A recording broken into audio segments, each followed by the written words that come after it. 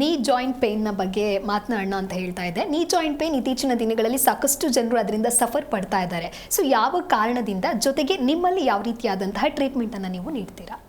ನೀ joint pain ಬರಲಿಕ್ಕೆ ಹಲವಾರು ರೀಸನ್ಸ್ ಇರುತ್ತೆ. ಎಷ್ಟೋ ಜನ ಎಮೋಷನ್ಸ್ನ ಹಾರ್ಟಲ್ಲಿ ಸ್ಟೋರ್ ಮಾಡ್ಕೊಳ್ತಾರೆ, painful emotions, painful memories. So ಅಂಥವ್ರಿಗೆ ನಾವು ಹಾರ್ಟ್ ಹೀಲ್ ಮಾಡ್ತಾ ಇದ್ದ ಹಾಗೆ ನೀ ಜಾಯಿಂಟ್ ಪೇನು ಹೊರಟೋಗ್ಬಿಡುತ್ತೆ. ಇನ್ನು ಕೆಲವರಿಗೆ ಈ ಒಂದು ಮೂಲಾಧಾರ ಚಕ್ರ ಅಂತ ಏನು ಹೇಳ್ತೀವಿ, ಬೇಸ್ ಆಫ್ ದ ಸ್ಪೈನಲ್ಲಿ ಬರ್ತದೆ ಲಾಸ್ಟಲ್ಲಿ.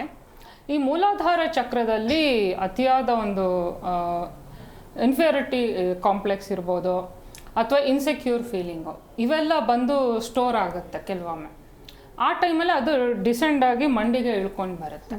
ಆವಾಗ ಅವ್ರಿಗೆ ನೀ ಜಾಯಿಂಟ್ ಪೇನ್ ಅನ್ನೋದು ಕಾಣಿಸ್ಕೊಳ್ಳುತ್ತೆ. ಇದಕ್ಕೆಲ್ಲ ಮೆಡಿಸಿನ್ ತಗೊಳ್ಳೋ ಅಗತ್ಯ ಇಲ್ಲ, ತೊಗೊಂಡ್ರೂ ಹೋಗೋದಿಲ್ಲ, ಸುಮ್ಮನೆ ಪೇನ್ ಕಿಲ್ಲರ್ ತಿನ್ಬೇಕಷ್ಟೆ.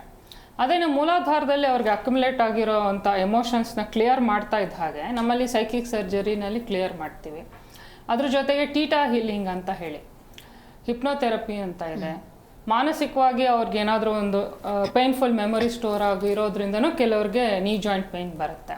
ಸೊ ಈ ಥರದ್ದು ಸಮಸ್ಯೆಗಳನ್ನೆಲ್ಲ ನಾವು hypnotherapy, theta healing, psychic surgery, reiki ಇವನ್ನೆಲ್ಲ ಬಳಸ್ಬಿಟ್ಟು ಒಂದು ಪೇನ್ಫುಲ್ ಮೆಮೊರಿನ ರಿಮೂವ್ ಮಾಡ್ಬೋದು.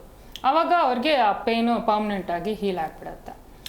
ಇನ್ನು ಕೆಲವ್ರಿಗೆ ಏನಪ್ಪ ಅಂತಂದರೆ ಭಯ, ಅತಿಯಾದ ಭಯ, ಆ್ಯಂಗ್ಸೈಟಿ ಡಿಸಾರ್ಡರ್ ಇರ್ಬೋದು, ಅಥವಾ ರೀಸೆಂಟಾಗಿ ಯಾವುದೋ ಒಂದು ಶಾಕಿಗೆ ಒಳಗಾಗಿರ್ತಾರೆ. ಅದು ಒಳಗಡೆನೇ ಒಂಥರ ಭಯ ಅನ್ನೋದು ಕ್ರಿಯೇಟ್ ಮಾಡಿರುತ್ತೆ. ಹೊರಗಡೆಯಿಂದ ನೋಡಲಿಕ್ಕೆ ಅವರು ನಾರ್ಮಲ್ ಆಗಿರೋ ಥರನೇ ಕಾಣಿಸುತ್ತೆ, ಬಟ್ ಡೀಪರ್ ಲೆವೆಲಲ್ಲಿ ನೋಡಿದರೆ ಬಹಳ ಆ್ಯಂಗ್ಸೈಟಿ, ಬಹಳ ಫಿಯರ್ ಅನ್ನೋದು ಇರುತ್ತೆ.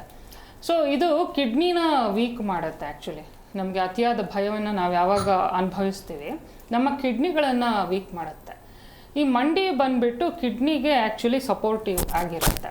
ಕಿಡ್ನಿ ಯಾವಾಗ ವೀಕ್ ಆಗ್ತಾ ಬರುತ್ತೆ, ಮಂಡಿ ತನ್ನ ಶಕ್ತಿಯನ್ನು ಕಳ್ಕೊಂಡ್ಬಿಡುತ್ತೆ, ಸಪೋರ್ಟಿವ್ ಶಕ್ತಿಯನ್ನು ಕಳ್ಕೊಂಡ್ಬಿಡುತ್ತೆ. ಇದರಿಂದನೂ ಕೆಲವರಿಗೆ ನೀ ಜಾಯಿಂಟ್ ಪೇನ್ ಬರುತ್ತೆ. ಸೊ ಆ ಥರ ಪೇಷಂಟ್ಗಳಿಗೆ ನಾವು ಕಿಡ್ನಿನ ಚೆನ್ನಾಗಿ ಹೀಲ್ ಮಾಡ್ಕೋತಾ ಹೋಗ್ತೀವಿ, ಆವಾಗ ಪೇನ್ ಹೋಗುತ್ತೆ.